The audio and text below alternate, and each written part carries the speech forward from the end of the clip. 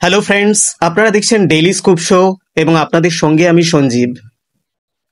দক্ষিণ এশিয়ার ভূরাজনৈতিক মঞ্চে বাংলাদেশের নাম সাধারণত শান্ত প্রতিবেশী হিসেবে এতদিন উঠে আসতো, যদিও এখন আর আসে না।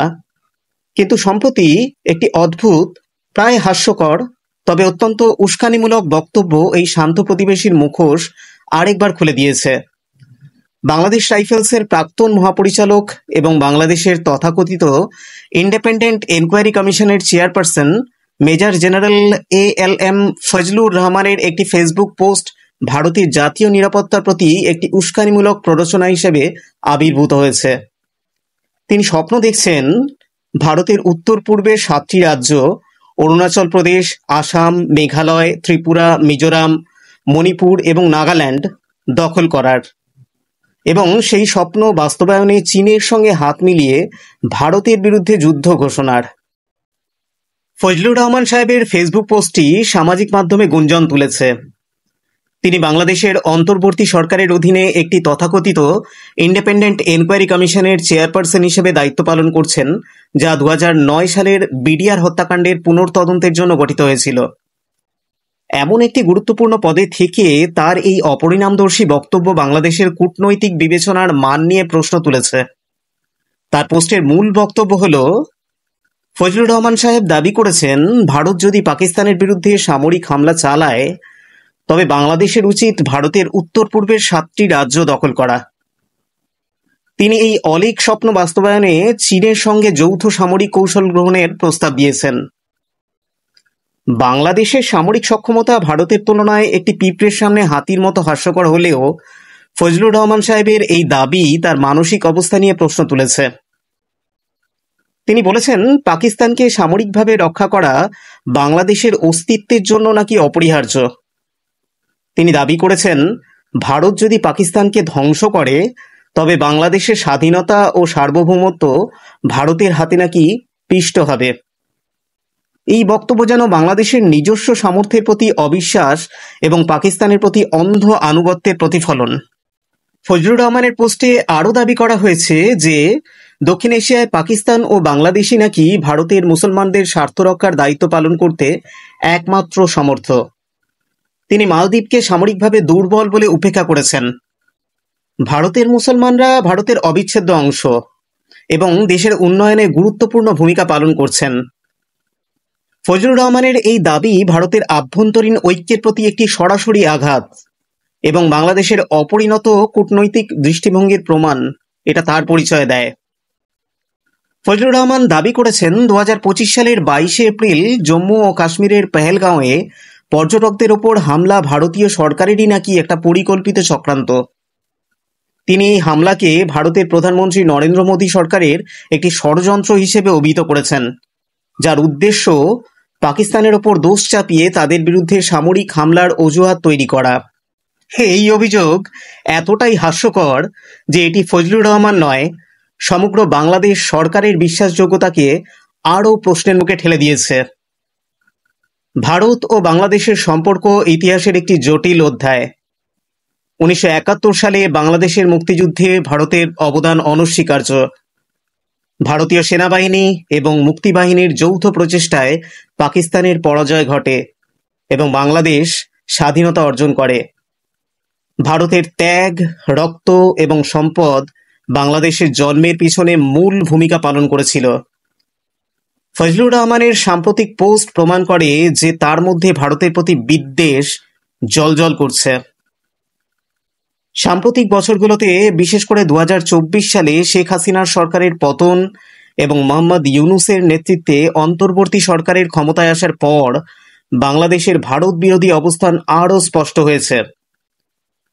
ফজলুর রহমানের পোস্ট এই নতুন বাংলাদেশের একটি বিপজ্জনক প্রতিফলন, যেখানে পাকিস্তান ও চীনের প্রতি ঝুঁকে পড়া এবং ভারতের প্রতি শত্রুতা প্রকাশ পাচ্ছে।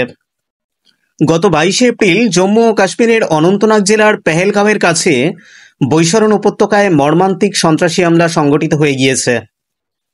এই হামলায় 28 জন নিহত হন, যাদের মধ্যে ছিলেন ভারতের বিভিন্ন রাজ্যের পর্যটক, স্থানীয় বাসিন্দা এবং 2 জন বিদেশি নাগরিক। এই হামলা ভারতের পর্যটন শিল্প এবং জাতীয় নিরাপত্তার জন্য একটি বড় ধাক্কা।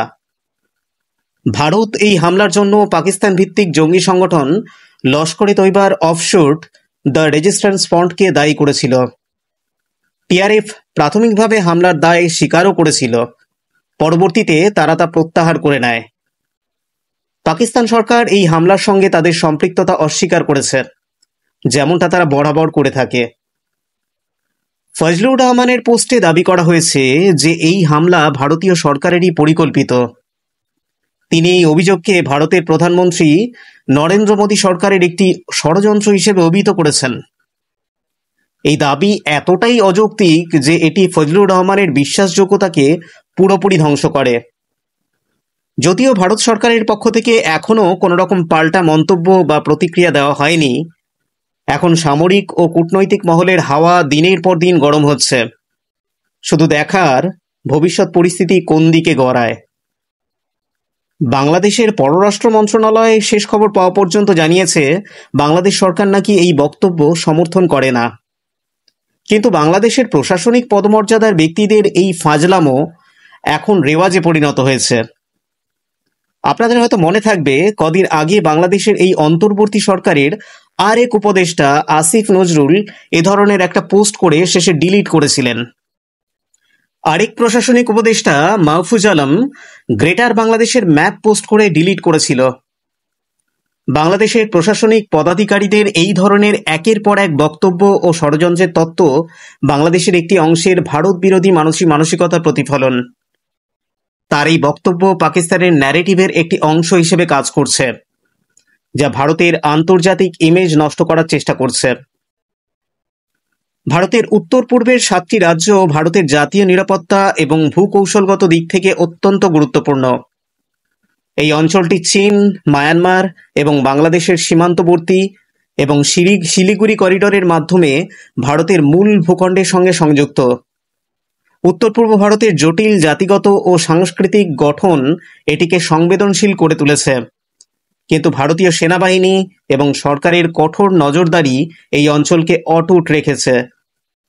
ফজলুর রহমানের দাবি যে বাংলাদেশ চীনের সঙ্গে মিলে এই অঞ্চল দখল করবে, তা কেবল হাস্যকরই নয়, বরং অসম্ভব। বাংলাদেশের সামরিক শক্তি ভারতের তুলনায় নগণ্য। ভারতের সামরিক বাজেট, সেনা সংখ্যা এবং অত্যাধুনিক অস্ত্রাগার বাংলাদেশের কল্পনারও বাইরে। এমনকি চীনের সহায়তা থাকলেও ভারতের উত্তর পূর্বে হস্তক্ষেপ করা বাংলাদেশের জন্য আত্মঘাতী পদক্ষেপ। ভারতীয় সেনাবাহিনী এই অঞ্চলে যে কোনো বহিরাগত থ্রেট মোকাবেলায় পুরোপুরি প্রস্তুত থাকে। এছাড়া ভারত যুক্তরাষ্ট্র, জাপান এবং অস্ট্রেলিয়ার মতো দেশগুলোর সঙ্গে কোয়াড জোটের সদস্য। এই জোট গঠিতই হয়েছে চীনকে কাউন্টার করার জন্য। বরং বাংলাদেশ এই মুহূর্তে আমেরিকা, রাশিয়া, চীনের মতো একাধিক আন্তর্জাতিক বড় স্টেক হোল্ডারদের ক্রীড়াক্ষেত্রে পরিণত হয়েছে। সুতরাং বাংলাদেশের জন্য চিত্রটা খুব একটা সুখকর হবে না। ফজলুর রহমানের পোস্ট ভারতের জাতীয় নিরাপত্তার জন্য সামান্য বিরক্তিকর হলেও এটি কিছু গুরুতর বিষয়ের দিকে ইঙ্গিত করে। ফজলুর রহমানের ভারতের মুসলমানদের স্বার্থ রক্ষার দাবি ভারতের আভ্যন্তরীণ সাম্প্রদায়িক সম্প্রীতি নষ্টের একটা অপচেষ্টাও হতে পারে। ভারতের মুসলমানরা দেশের উন্নয়নে গুরুত্বপূর্ণ ভূমিকা পালন করছেন এবং বাংলাদেশের এই ধরনের হস্তক্ষেপের কোনো প্রয়োজনীয়তা নেই। তবুও এই অঞ্চলে মুসলিম সম্প্রদায়ের স্বার্থ রক্ষার ঠিকাদার হিসেবে বাংলাদেশ পাকিস্তানের সঙ্গে নিজেকেও প্রজেক্ট করতে চাইছে। ফজলুর রহমান সহ বাংলাদেশের সাম্প্রতিক এইসব বক্তব্যসমূহ দক্ষিণ এশিয়ার কৌশলগত ভারসাম্যকে ব্যাহত করছে। বাংলাদেশের এই অপরিণত অবস্থান ভারতকে একাধিক ফ্রন্টে সতর্ক থাকতে বাধ্য করছে। ফজলুর রহমানের পাকিস্তানকে রক্ষার আহ্বান বাংলাদেশের নিজস্ব স্বার্থের বিরুদ্ধে। এই পোস্ট পাকিস্তানের প্রতি বাংলাদেশের অন্ধ আনুগত্য প্রমাণ করছে। পাকিস্তানের সঙ্গে জোট বেঁধে এটা বাংলাদেশকে ভারতের বিরুদ্ধে একটি অপ্রয়োজনীয় সংঘর্ষে জড়িয়ে ফেলার প্রচেষ্টা বলে মনে করা যেতে পারে। বাংলাদেশের এই অপরিণত কৌশল তার নিজের ধ্বংস ডেকে আনবে। বিমস্টেক সম্মেলনে ভারতের প্রধানমন্ত্রী নরেন্দ্র মোদীর সঙ্গে মোহাম্মদ ইউনূসের বৈঠকে ভারতের পক্ষ থেকে অপ্রীতিকর মন্তব্য থেকে বাংলাদেশকে বিরত থাকতে সতর্ক করা হয়েছিল। সেই মিটিংয়ের প্রেস ব্রিফিংয়ে বাংলাদেশের তরফে তথ্য বিকৃত করে পরিবেশন করা হয়েছিল, যেটা এখন সর্বজনবিদিত। ভারত তখনও এর প্রতিবাদে বক্তব্য রেখেছে। কিন্তু এ যাবৎ ভারতের তরফ থেকে উস্কানিমূলক মন্তব্যের কোনো প্রতিক্রিয়া দেওয়া হয়নি। কিন্তু পেহেলগাঁও অত্যন্ত সেন্সিটিভ ইস্যু। এই ইস্যুতে দক্ষিণ এশিয়ার ভূরাজনীতি যেদিকে চলেছে তাতে ক্রমাগত বাংলাদেশের এইসব ফাজলামো বাংলাদেশের বিপদ ডেকে আনবে। আপনার কি মত? কমেন্ট করে জানাতে পারেন। পর্বটি ভালো লাগলে লাইক, শেয়ার, সাবস্ক্রাইব করে পাশে থাকবেন। পরবর্তী পর্বের নোটিফিকেশন পেতে বেল আইকনটি প্রেস করতে অবশ্যই ভুলবেন না। সকলকে অসংখ্য ধন্যবাদ।